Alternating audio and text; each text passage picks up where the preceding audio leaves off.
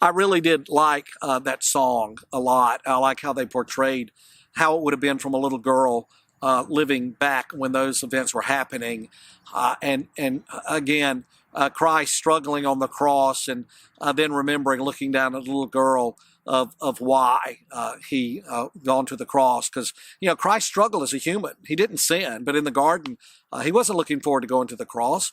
He said, "Father, if there's another way, may this cup pass, but I want your will." And God's will was for Christ to die for a sacrifice for all the little children that were back then, and all of us too. So the world doesn't understand that, and that's why we ask why, even as Christians. But the world, they might ask why, but they can't understand it unless the Spirit convicts them and shows them. Paul reminds us in 1 Corinthians chapter 1, "For the message of the cross is foolishness to those who are perishing, but to us who are being saved, it is the power of God.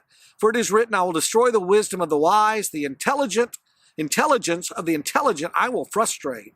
Where is the wise person? Where is the teacher of the law? Where is the philosopher of this age? Has not God made foolish the wisdom of the world? For since in the wisdom of the world through its wisdom did not know him, God was pleased through the foolishness of what was preached to save those who believe. Jews demand signs and Greeks look for wisdom, but we preach Christ crucified, a stumbling block to the Jews and foolishness to the Gentiles.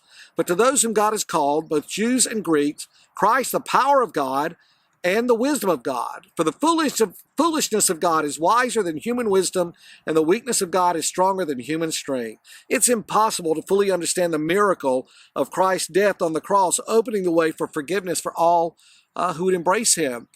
But we can still try to understand, and we can understand more and more, and we can always appreciate more what Christ has done for us, because even though you weren't physically there when Christ died, the punishment for your sin was there. So we all bear responsibility there. So just think about how when Christ was dying, he was dying for you, so you could be freed from the penalty of the sin. So yes, in a way, we were there. And Matt Herring is about to remind us of that in his song segment, "Were You There?"